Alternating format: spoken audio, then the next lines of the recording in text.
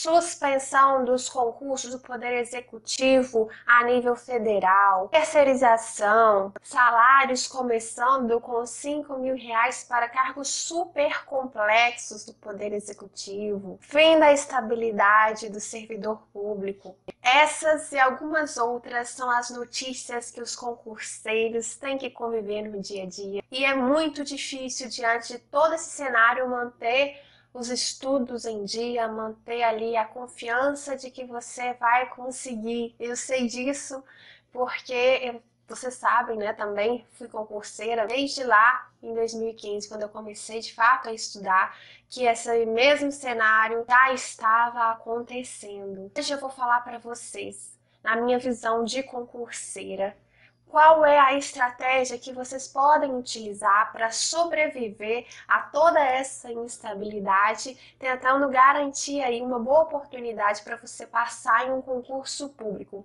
Eu vou contar para vocês as estratégias que eu utilizei e também algumas coisas que eu aprendi com o tempo. Então vão aí 5 dicas para vocês. Primeira dica: tome cuidado com todas essas especulações nas notícias. No sentido que às vezes você vai dar muita credibilidade para uma notícia, para uma entrevista que ainda não é nada concreto, vai ficar se preocupando com aquilo, se desmotivando com aquilo e não vale a pena. Uma vez, gente, quando o governo Temer, né, sua equipe fez ali toda uma apresentação pública sobre como seria a reestruturação dos cargos do Poder Executivo, aquilo me deixou completamente chateada. E nada aconteceu, gente. Então, esperem as coisas acontecerem para depois vocês se preocuparem, que às vezes isso aí é só perda de tempo. Segunda dica: tente se planejar para o médio e longo prazo. O que eu estou querendo dizer com isso? Você não pode ter uma data certa para passar em um concurso público. Ah, Carol, eu tenho que passar até maio, senão aí não dá certo. Não, gente, é muito difícil isso. Primeiro, tem que sair o edital. Tem que você ser aprovado, tem que ter a correção das provas, homologação do concurso, e aí eles ainda têm que começar a nomear. Esse é um processo que a gente não consegue muito bem estimar o tempo que ele leva. Não dá para ter uma data marcada. Então eu sei que poucas pessoas conseguem apenas estudar. Então se você precisa trabalhar, trabalhe, não tem problema. Mas reserve ali as horinhas que você tem disponível para poder estudar, nem que seja ali 2 horas por dia. Quando eu estava estudando, eu ainda estava na faculdade e eu também trabalhava, então eu estudava ali 1 hora e 2 horas por dia, mas eu estudava e ali, naquelas horinhas que foram construídas lá atrás, que está toda a base que eu utilizei para passar nos concursos que eu passei. Então não subestime seu tempo.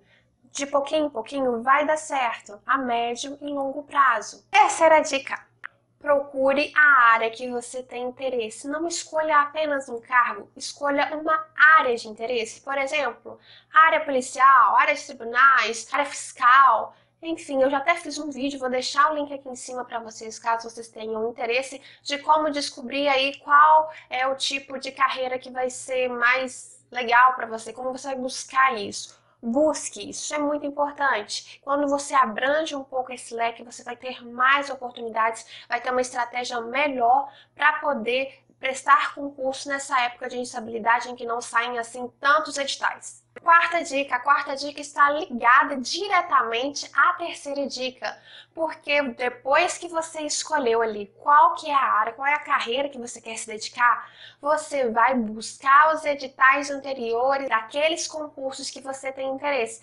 Carol, mas é difícil, é meio chato mesmo, eu tenho que confessar para vocês, mas façam isso. Por exemplo, Carol, eu quero fazer concurso para tribunais, especialmente para a Justiça Federal. Tudo bem, pega ali os editais anteriores, TRF2, TRF1, TRF3, que tá, né, TRF3 e 4 parece. Haver pelo menos essa necessidade de fazer o concurso, então busque esses editais. E olha o que eles têm em comum, as matérias que são em comum. Pegue essas matérias que são em comum, estude muito bem essas matérias. Vocês têm que estar ótimos nessas matérias. Essa vai ser uma base que vai te permitir mais tarde utilizar para mais oportunidades, ok? Carol, não tenho a mínima ideia, me fala pelo menos aí algumas matérias que costumam cair. É muito importante você achar a sua carreira, mas 3 matérias que praticamente caem em todos esses concursos aí da área administrativa, dessa área mais geral, é português, direito administrativo e direito constitucional. É já um começo para muitos concursos. A quinta dica que eu queria passar para vocês, o direcionamento.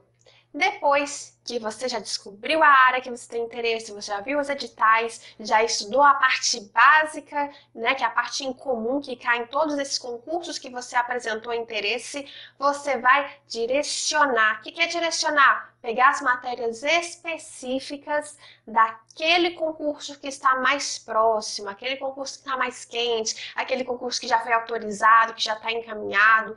Gente, o que eu tô falando aqui pra vocês não é um fundamento que eu tirei do nada, foi o que eu utilizei e que deu certo pra mim. Em 2015, eu já tinha percebido que estava muito saturado ali o meio privado, o mercado privado de trabalho, e eu estava muito preocupada que eu estava vendo os meus colegas de faculdade se formando e ficando desempregados de diversas áreas diferentes. Eu pensei, eu sou a próxima. Mesmo que naquela época eu já havia aquela instabilidade todos os concursos, e essa instabilidade, né, se agravou ali em 2016, acredito que com a emenda constitucional, eu pensei, é difícil, é instável? É, mas o mercado para mim privado também estava assim. No concurso eu sentia que eu conseguia ter uma oportunidade maior, sabia que se eu realmente tirasse uma nota melhor, eu iria conseguir um emprego. Lá na iniciativa privada, muitas vezes você tem que conhecer alguém, não é apenas assim só meritocracia, só você conseguir um determinado patamar e você entra, né? Nem sempre a competição é tão justa assim. Então eu decidi que eu ia fazer concurso. E aí assim que eu tive a minha primeira reprovação, que eu também já fiz vídeo sobre isso, eu decidi que eu ia ser auditora fiscal do trabalho. Veja bem, nessa época eu não tinha essa maldade que eu tô falando pra vocês de achar uma área e não um cargo. Mas, mais tarde, né, que esse concurso estava iminente, desde 2015 até hoje não saiu, eu percebi que existiam vários outros concursos que utilizavam matérias do FT lá, daquele concurso que eu estava me preparando a longo prazo. Assim que saiu o concurso do TRF2, eu vi que eu teria que estudar ali umas 2 matérias, 3 matérias pequenas para poder me adequar ao edital. E foi o primeiro concurso que eu fiz que tinha a ver com o digital do AFT de verdade, e eu logo passei nele em primeiro lugar, e lá estou muito feliz e estou muito satisfeita de ter tomado essa atitude. Então, acho que continua valendo a pena estudar para concursos públicos, porque concurso público não acaba do dia para a noite. Isso daí é uma previsão constitucional e para mudar isso precisa de uma força política tremenda. E a gente viu que o governo atual está preocupado ali com a reforma da Previdência nesse momento e isso já está tomando bastante tempo e bastante preocupação. Então, nesse momento, os olhos não estão focados para poder acabar com o concurso público. Então, ainda sim, eu acho que vale a pena e por isso estou passando aqui essas dicas para vocês. Conta aí o que você achou do que eu passei para vocês, se vocês concordam, se vocês têm outra dica para as pessoas que estão aqui nos assistindo.